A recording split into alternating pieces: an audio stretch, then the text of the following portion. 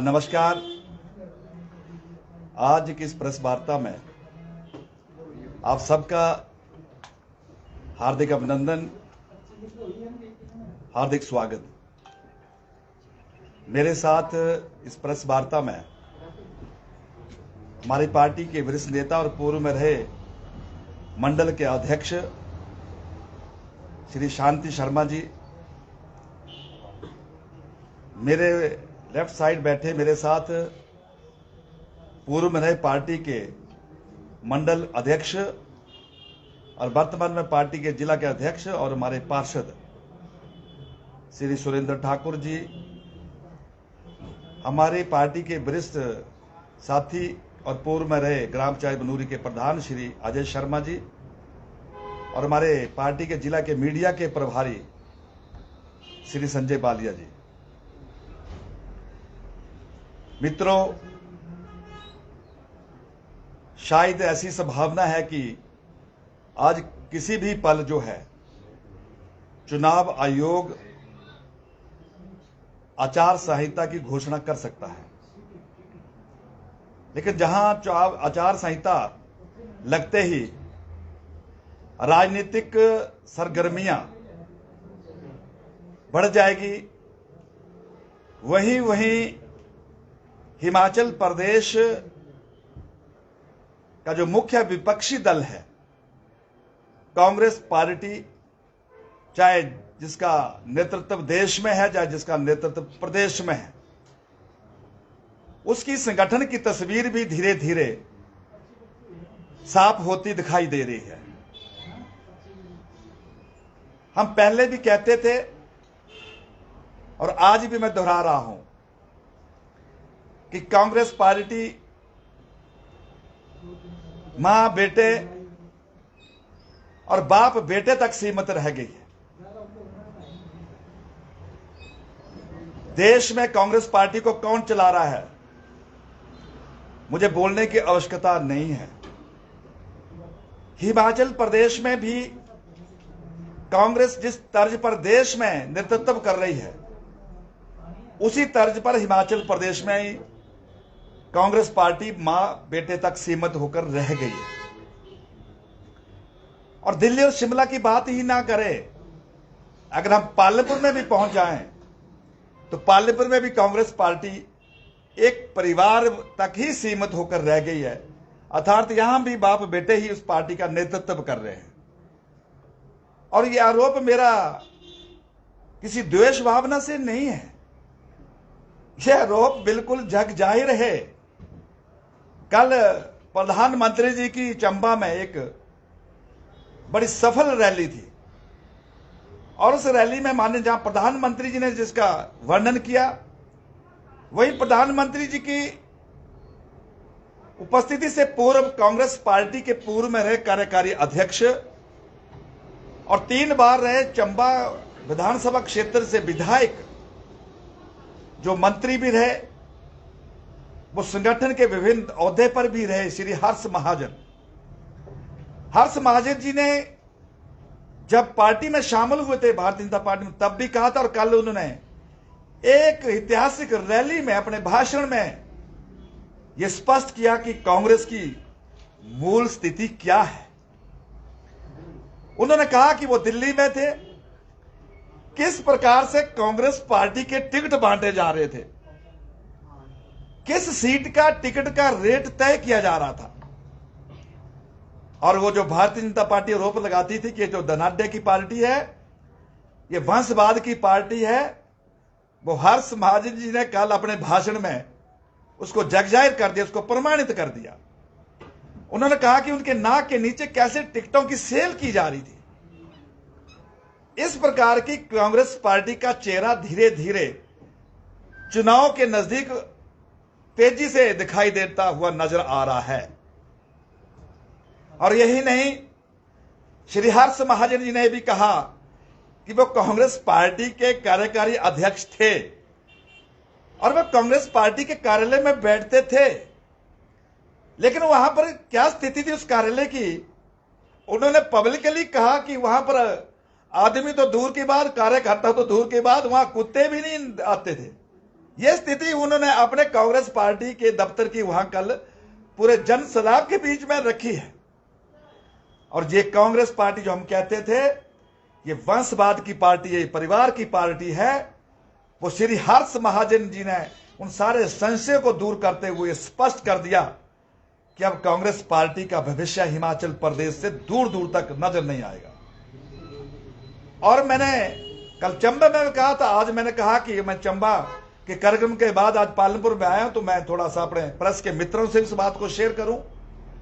और ये कांग्रेस पार्टी की स्थिति पालनपुर में भी है कि कांग्रेस पार्टी, जो मैं कहता था कि पालनपुर में एक लंबे समय से एक परिवारवाद तक ही जुड़ी हुई है। पिछले 4 पीढ़ियों तक यहां पर किसका नेतृत्व रहा, अगर एक परिवार को छोड़ दो तो दूसरा कोई ऐसा परिवार या कार्यकर्ता नहीं है जिसको यहां आगे आने का प्रयास हुआ हो।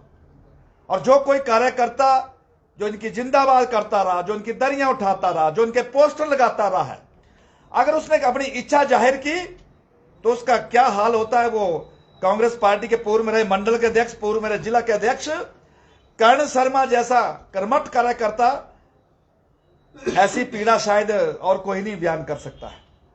जिन्होंने भी, मैं बहुत से उदाहरण दे रहा हूं, हमारे एक और नगरी से मैं जिनको मैं जानता हूं, श्री विनोद कुमार जी, जिनका अपना होटल भी है, जब उन्होंने 15 साल पहले प्रयास किया कि मैं भी इच्छा रखता हूं और मुझे भी कांग्रेस पार्टी टिकट दे, तो विनोद कपूर के साथ क्या हुआ है वो विनोद कपूर से आप पूछ सकते हैं।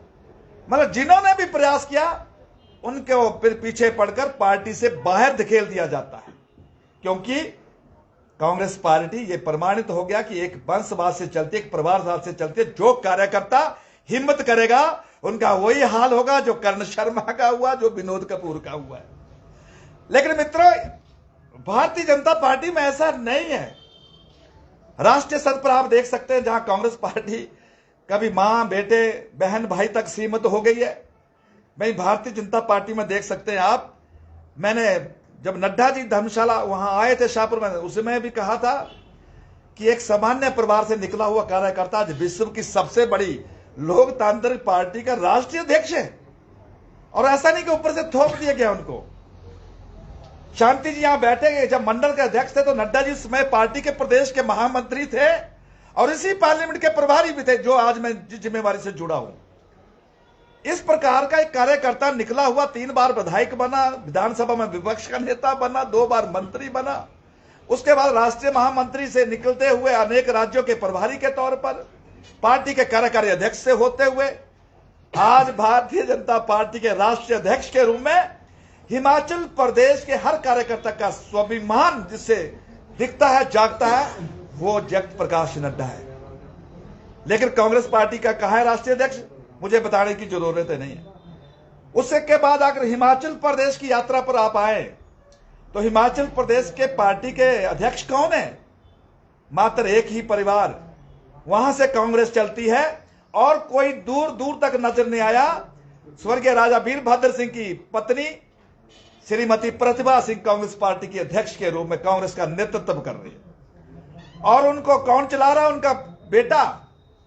ये हर्ष महाजन जी ने कहा, ये पवन काजल जी ने कहा, ये लखविंद्र राणा जी ने कहा। इस प्रकार के जो कांग्रेस के विधायक और कांग्रेस के जो नेता जो भारतीय जनता पार्टी में आए, वो इस बात का वर्णन कर रहे हैं। ये कांग्रेस पार्टी ये स्थिति बनकर रह गई है। और उसके बाद मैंने कहा, आप दिल्ली और शिमला की तो बात कर रहे हैं, पालनपुर में भी यही हाल है। पालनपुर में यही हाल है जो शिमला में, जो दिल्ली में। तो मैं इसलिए कह रहा हूं कि इस प्रकार की कांग्रेस पार्टी, इस प्रकार की भारतीय जनता पार्टी, मुझे पूरा विश्वास है कि भारतीय जनता पार्टी इस आने वाले चुनाव में जिस ताकत के साथ संगठन और जिस सरकार के साथ तालमेल के साथ काम कर रही है, मैं बार बार कहता हूं कि कांग्रेस वालों 2018 की बात, 22 की बात छोड़ दो, 2027 में तुम दूर दूर तक नजर नहीं आने वाले। कल देश के गृह मंत्री कल पोंटा साहब आ रहे हैं। लंबे समय से एक मुद्दा चला हुआ था कि वहां हाटी के ट्राइबल समाज को वो लाभ देने का। कांग्रेस पार्टी झूठ बोलती रही, लेकिन अंततः भारतीय जनता पार्टी के नेता और भारतीय जनता पार्टी की सरकार ने जो वायदा किया था उसको पूरा करने के लिए कल अमित शाह जी, कल पांवटा साहब आ रहे हैं। और यही हिमाचल प्रदेश में भी ऐसी स्थिति थी कि हिमाचल प्रदेश के जो गद्दी समाज के जो लोग हैं, 36 वर्ष तक कांग्रेस झूठ बोलती रही कि हम आपको ट्राइबल का दर्जा देंगे, लेकिन जब देश के प्रधानमंत्री श्री अटल बिहारी वाजपेयी बने, हिमाचल प्रदेश में सरकार भारतीय जनता पार्टी की बनी, तो कांगड़ा के जो नए हिमाचल के गद्दी और गुर्जर थे, उनको ट्राइबल का वो दर्जा मिला। ये धीरे धीरे सारी बातें जनता के बीच में स्पष्ट हो रही हैं। और आज मेरा प्रेस वार्ता में जो मुख्य आपसे जुड़ने का, चर्चा करने का जो कारण था, मुझे इस बात का बड़ा खेद है कि कांग्रेस पार्टी की स्थिति क्या हो गई। हिमाचल प्रदेश का सबसे बड़ा भौगोलिक तौर पर और राजनीतिक तौर पर जिसकी भूमिका रहती है, वो जिला कांगड़ा जिला है। लेकिन कल मैं चंबा में एक अखबार में देख रहा था कि यह जो पोस्टर है, उनकी नेता श्रीमती प्रियंका गांधी शायद आज सोलन में जो है एक जलसा कर रही है, और जो उस जलसे में जो तस्वीरें लगी है वो मैं आपके ध्यान में लाना चाहता हूं कि सोनिया गांधी जी, राहुल गांधी जी, उनके प्रभारी है छत्तीसगढ़ के मुख्यमंत्री जी, उनके अन्य प्रभारी हैं सचिन पायलट जी हैं और उनके शुक्ला जी हैं, और उसके बाद प्रतिभा जी है, मुकेश अग्निहोत्री जी है और सुक्खू जी है। लेकिन इतना बड़ा जिला जिसकी अपनी एक हैसियत है, वो कांगड़ा जिला है। कांगड़ा जिला में इस प्रकार का कार्यकर्ता कांग्रेस उसका निर्माण नहीं कर पा रही कि जिसका चेहरा आज की इस विज्ञापन में छपता। मैं कांग्रेस पार्टी से पूछना चाहता हूं, तुम्हारी इस प्रकार की जो स्थिति बन गई है, इसका जनता जवाब चाहती है, और तुम कांगड़ा में भारतीय जनता पार्टी से टकराने की बात कर रहे हैं। तुम्हारा इस प्रकार का कोई इतना बड़ा कद का नेता नहीं है कांगड़ा के अंदर, जिसका इस विज्ञापन में जिसका चेहरा छप सके। मैं इसलिए कहना चाहता हूं कि धीरे धीरे कांग्रेस पार्टी का जो बेनकाब है वो उठता जा रहा है, क्योंकि कांगड़ा में 15 सीटों में 11 ऐसे विधानसभा हल्के हैं जहां पर वंशवाद से कांग्रेस घिरी हुई है। तो किसको मौका मिलता फिर? और मैं पहले भी कहता था, मैं आज भी कह रहा हूं मित्रों, कि जो मेरी सरकार ने, जो मेरी पार्टी ने जो कहा, उसको आज प्रमाणित करके दिया है। अगर मैं आज आपके पालनपुर के बीच में आऊं, तो क्या यह सच नहीं है कि जयराम ठाकुर जी के आशीर्वाद से इन 5 वर्षों में जो बड़े बड़े निर्णय हुए हैं, वो सच है या झूठ है? जनता पालनपुर की जानती है, मीडिया के मित्र भी इस बात से जग जाहिर है। मैंने कहा कि पालनपुर के शहर के एक व्यवस्थित तरीके से आगे बढ़ने का अगर कोई रास्ता कहीं मिला तो पालनपुर में नगर निगम के माध्यम से मिला। मैंने कहा कि पालनपुर के अंदर एक विकास की दृष्टि से जो एक ग्रहण लगा था कि अपना ही ब्लॉक नहीं था, आज जयराम ठाकुर जी के आशीर्वाद से पालनपुर का अपना ब्लॉक काम करना शुरू कर दिया है। हमने कहा कि यहाँ के इलाके की सब तहसील की मांग थी, सब तहसील खुलनी चाहिए, तब सब तहसील खुली नहीं, बल्कि कल से सब जो हमारे नायब तहसीलदार है उनके रेगुलर ऑर्डर भी आ गए हैं और उन्हें ज्वाइन भी कर लिया है। सब तहसील का काम भी सुचारू रूप से करना शुरू हो गया है। हमने कहा कि गोपालपुर में पीडब्ल्यूडी का सब डिवीजन खुलना चाहिए, बनूरी में आईपीएच का सब डिवीजन खुलना चाहिए। चर्चा नहीं की, घोषणा नहीं की, दोनों सब डिवीजनों ने अपना काम करना भी शुरू कर दिया। हमने कहा कि 1984 से पालनपुर के हमारे जो वकील भाई, उनकी एक लंबी मांग थी कि एडिशनल डिस्ट्रिक्ट कोर्ट जो है वो पालनपुर में खुलना चाहिए। हमने कहा चर्चा नहीं करेंगे, हम इसको खोलने के लिए प्रयास करेंगे, और प्रयास ही नहीं किए। उसकी सरकार ने अधिसूचना भी जारी कर दिया, वो न्यायालय भी अपना काम करना शुरू कर देगा। हमने कहा कि पालनपुर में पर्यटन की दृष्टि से अपार संभावनाएं हैं, पालनपुर में पर्यटन की दृष्टि से इसका दोहन किया जाना चाहिए। हमने कहा नहीं, बल्कि पर्वतमाला की योजना के अंतर्गत भारत की और प्रदेश की सरकार का एमओयू हुआ और 605 करोड़ रुपए की लागत से आपके कुछ कदम दूर बंदला से थात्री और थात्री से चुंजा ग्लेशियर का 13 किलोमीटर का ये ट्रैक रोपवे का बहुत जल्द इसका काम भी शुरू हो जाएगा।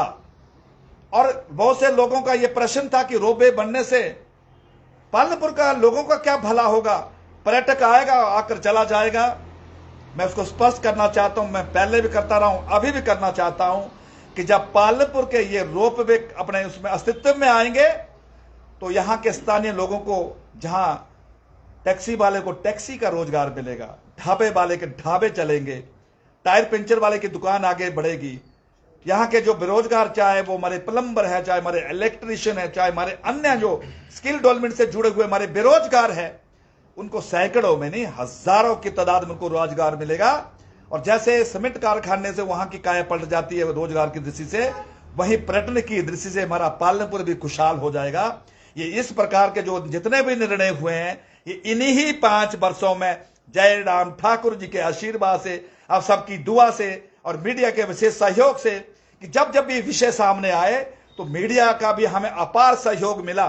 और जब बराबर दिशाओं में काम करना शुरू हो गया तो मुख्यमंत्री जी भी तेजी के साथ आगे बढ़े। और ये सवाल, ये प्रश्न आज हम जनता की अदालत में करते हैं कि ये जो किया है बिना बधाई के रूप में, ये पर्याप्त है, ये बहुत है।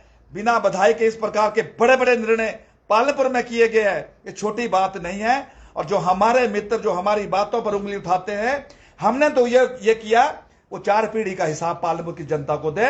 मंच पर बुलाए, बहस करेंगे, एक तरफ उनको बुलाए, इस तरफ हमें बुलाना। हम दूध का दूध और पानी का पानी जनता की अदालत में भी कर देंगे, जो आज प्रेस के बीच में हम कह रहे हैं। यही इस प्रकार के वो सवाल थे जो मैं आपके बीच में करना चाहता हूं। कांग्रेस पे तो आप लगा रहे हो आरोप, पालनपुर भाजपा एकजुट है? निश्चित तौर पर एकजुट है। पहली बार पालनपुर में भाजपा, जिसको कह सकते हैं कि जो बिखराव की स्थिति में हम देखते थे, हमने पिछले 3 वर्षों के अंदर हमने नेताओं को भी और कार्यकर्ताओं को भी एक दिशा में चलाने का काम किया है। जो मुझे लगता था कि as a general secretary state Himachal BJP, वो मैंने ईमानदारी से उसका पालन किया और उसके परिणाम भी आ रहे हैं। कपूर साहब, आपने बात की जिला कांगड़ा से कांग्रेस पार्टी का कोई चेहरा नहीं है। प्रदेश के बहुत बड़े नेता स्तंभ जिन्हें कहा जाता है, शांता कुमार जी ने अभी हाल फिलहाल में कहा था कि जिला कांगड़ा से एक भी ब्राह्मण नेता नहीं है और मैं इससे आहत हूं। क्या कहना चाहेंगे वो इस बारे में? मैं शांता कुमार जी की टिप्पणी में कोई बात नहीं करना चाहता हूं, लेकिन भारतीय जनता पार्टी जाति पाति से उठकर जो है वो विश्वास रखती है। लोग जी, प्रधानमंत्री नरेंद्र मोदी जी की रैली थी चंबा में और वहां पे जो रैली के प्रभारी आपको बनाया गया था, उसके क्या तैयारियां आपके द्वारा की गई? ये सही है कि प्रधानमंत्री जी का जो कार्यक्रम कल चंबा में हुआ है, पार्टी की तरफ से, मैं उस पार्लियामेंट्री का प्रभारी भी हूं, रैली का प्रभारी पार्टी ने मुझे बनाया था। भौगोलिक तौर पर चंबा काफी दुर्गम है और काफी कठिन क्षेत्र है। आप देखिए कि शाहपुर से एक भाग शुरू होता है और पांगी का जो बॉर्डर बैरागढ़ वहां तक ये फैला हुआ क्षेत्र है। वहां पर जो एक कठिनाई आती यातायात की, वो स्वाभाविक थी। लेकिन मैं धन्यवाद करना चाहता हूं अपने हिमाचल प्रदेश के यशस्वी मुख्यमंत्री जी का, कि जिन्होंने रैली से पहले 2 बार चंबा का प्रवास किया। मेरे पार्टी के प्रदेश के अध्यक्ष वहां पर पहले आए और जिस तरीके से हमने उसकी एक प्लानिंग की कि हम चंबा के चौगान को इस बार ऐतिहासिक है तो ऐतिहासिक बनाना चाहते हैं, और कैसे चंबा के चौगान में इतिहास रचा जाए, उसके लिए हमने एक बार अनेकों बार, जहां हमें लगा कि मीडिया के सुझाव लेने चाहिए तो मीडिया के सुझाव भी मिले। जहां हमने संगठन के 4 रेयर में बात की, मंडल से जिला के ऊपर हमारे जो विस्तारक थे, वहां हमारे जो वहां बाहर के प्रचारक आए थे, और उसके अतिरिक्त एक रेयर और हमने और लगाई कि हमने अपने पार्टी के वरिष्ठ साथियों को भी प्रभारी के तौर पर जुड़ा। और मुझे इस बात की प्रसन्नता कि 4 तो हमारे पालनपुर के नेता उस कार्यक्रम में गए, चाहे विनय शर्मा जी डलहौजी देख रहे थे, प्रवीण शर्मा जी पूर्व विधायक हमारा बटियात देख रहे थे, तीसरे हमारे श्री विशाल चौहान जी बरमौर देख रहे थे, उमेश दत्त जी चुराहा देख रहे थे। हमने सबको कहा था कि किसी प्रकार से कोई समझौता नहीं होगा। जो टारगेट हमने दिया, वो टारगेट चंबा में हमें नजर आना चाहिए। मैं धन्यवाद करना चाहता हूं अपने पार्टी के सभी मित्रों का, सबने ईमानदारी के साथ, चाहे वो हमारे मंडल के कार्यकर्ता थे, चाहे हमारे जिला के कार्यकर्ता थे, चाहे हमारे प्रदेश कार्य समिति के इस प्रकार के साथी थे, सभी साथियों ने मिलकर रैली की संख्या को सुनिश्चित करने का काम किया। और पहली बार चंबा के चौगान के अंदर जो हमने दृश्य देखा, आपने भी शायद प्रधानमंत्री जी का संबोधन सुना होगा। प्रधानमंत्री जी रुक नहीं पाए कि उन्होंने पूछा कि रैली का स्तर क्या है। उन्होंने कहा ये चंबा की रैली है। अगर चंबा की ही रैली है तो उन्होंने चंबा के लोगों को बधाई दी है कि इस प्रकार का विराट जनसमूह जो उन्होंने देखा, और जनसमूह नहीं देखा, जो उनके अंदर जो उत्साह देखा, वो सच में देखने लायक था। और इस बात की मैंने कल भी कहा था, चंबा के लोगों को बधाई दी थी, और आज आपने ये प्रश्न किया है तो मुझे इस बात की प्रसन्नता है कि जो पार्टी ने मेरे पर भरोसा व्यक्त किया था, मैं लगातार 7 दिन रात दिन वहां डटा रहा, ना रात देखी ना दिन देखा। चंबा सोया होता था तो मैं सड़कों पर होता था, इसलिए कि प्रधानमंत्री जी का कार्यक्रम था, कहीं चूक ना रह जाए। और सच में चंबा का जो कल का कार्यक्रम था वो अपने आप में देखने में एक नज़ारा था। और मैं कल भी कह रहा हूं, आज भी कह रहा हूं कि सच में मेरे लिए राजनीतिक क्षेत्र में एक बहुत बड़ा अनुभव और बहुत कुछ रैली से मैं सीख कर भी आया हूं। और आने वाले समय में और कैसे बेहतर कर सकता हूं उसको करने का प्रयास भी करूंगा। कांग्रेस का टिकट तो तय आशीष के पास, भाजपा का टिकट पालमपुर से कल आ रहा है। कांग्रेस क्या करती है तो आपको पता है। मैंने जब कहा कि उनकी सियासत, उनकी पार्टी कैसे चलती है वो मैंने आपको बताया और आपके ध्यान में भी है। भारतीय जनता पार्टी जैसे आचार संहिता लगेगी उसमें प्रदेश का नेतृत्व, प्रदेश की चुनाव समिति बैठती है और पार्टी के जो सर्वेक्षण हुए कमेटी उसमें चर्चा करती है, उसके बाद हाईकमान को रिकमेंड करती है। और पार्टी पहले भी कहती थी, आज भी कह रही कि जो जिताऊ उम्मीदवार होगा वो पार्टी का चेहरा होगा। तो लोग जी, नगर निगम के चुनाव हुए थे कुछ समय पहले, वहां पे भी ये देखा गया था पार्टी ने टिकट देने में काफी देरी लगा दी थी और उसमें जो लोग जिनको टिकट मिली तो काम ढंग से नहीं कर पाए थे। इस बार भाजपा जल्दी टिकट देगी या इस बार भी देरी करेगी? साहिल जी, मैं थोड़ा सा इसमें सहमत नहीं हूं आपके इस प्रश्न से। नगर निगम जिस परिस्थिति में हमने चुनाव लड़ा है, नगर निगम को लगभग 40,000 साई लाने में 14 पंचायतों को हमने जोड़ा था। और उस समय कांग्रेस पार्टी ने लोग गुमराह किए थे कि गांव के लोगों को उन्होंने कहा था कि आप नगर निगम में शामिल मत होइए, नहीं तो आपको बड़ी कठिनाई से गुजरना पड़ेगा। आप पर टैक्स लगेंगे, आपके घर पे टैक्स लगेंगे, आपके हर जगह मूवमेंट पे टैक्स लगेंगे। और वो लोग गुमराह हो गए थे। हमें कोई देरी से निर्णय होने का उसका नुकसान नहीं हुआ। हमें नगर निगम का जो हमने साइज के लिए जो गांव के लोग जोड़े और उसमें हमारे जो लोग थे वो कांग्रेस की बातों में आ गए। लेकिन आज वो लोग पूछो क्या बोल रहे हैं। कभी उन्होंने सोचा था कि हर घर में सोलर लाइटें लगनी शुरू हो जाएगी, या उनके अच्छे रास्ते बनने शुरू हो जाएंगे, या उनके शौचालय और उनके जो रेन शेल्टर थे उतने बढ़िया दिखने शुरू हो जाएंगे। तो ये सारी बातें ध्यान में आई है। मैं इसलिए कहता हूं कि विधानसभा चुनाव का जो विषय है ये पार्टी ने पहले से तैयारी की। संगठन तो हमारा कब से तैयार है। कोई भी चेहरा होगा वो विजय भव होगा, कांग्रेस की तरह नहीं होगा कि पता ही नहीं है इनको कि हमारा नेता, पूछो इनका तुम्हारा मुख्यमंत्री कौन होगा, चेहरा कौन होगा, बताने स्थिति में है कांग्रेस। इसलिए ना इनका प्रधानमंत्री है ना इनका मुख्यमंत्री बनेगा। और पार्लियामेंट की जनता ने भी तय कर दिया, जब इनका ना प्रधानमंत्री होगा, जब इनका ना मुख्यमंत्री होगा तो विधायक क्यों चुनकर भेजेंगे फिर। इसलिए विधायक ऐसा होगा जिसका मुंह जयराम जी की तरफ होगा, मोदी जी की तरफ होगा। कपूर जी, अगर आपको टिकट देते हैं भारतीय जनता पार्टी तो आपका विजन क्या रहेगा जनता के लिए?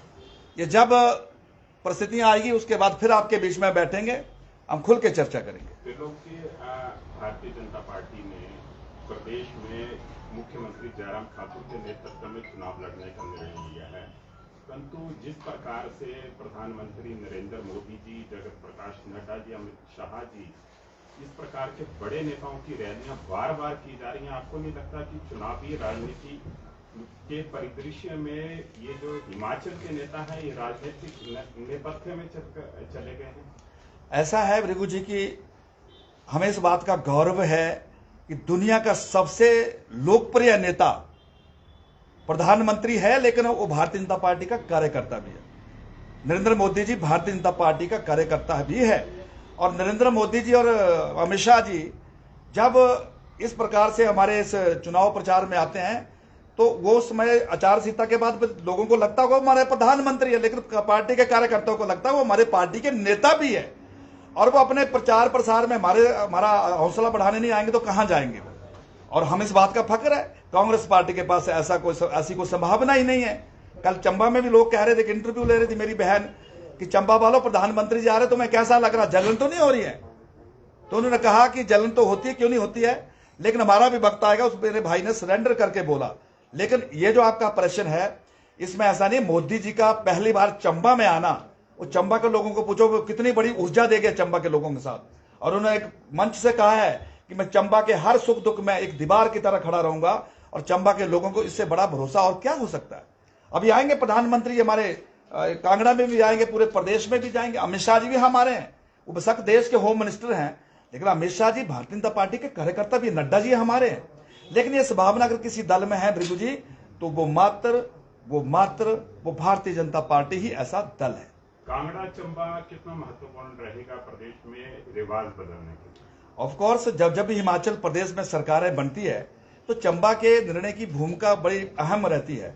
और इस बार तो आपको ध्यान में रहना चाहिए कि कांगड़ा और चंबा की क्या है। चंबा में तो साफ है काम पूरा, जो बचा खुचा था वो कल मोदी जी करके चले गए हैं। और कांगड़ा में हम पहले 11 सीटें में जीतकर जो है, और अब हमारे जिस ढंग से रिस्ट्रक्चरिंग हुई है, जहां पर हमारे रफू हुआ है, आपको पता है कांगड़ा में जहां बोलते थे कमजोर है, आज कांगड़ा हमारा वहां अच्छा संगठन मिलकर काम कर रहा है। वहां पर कोई ऐसा विषय नहीं है, मैं कह रहा हूं।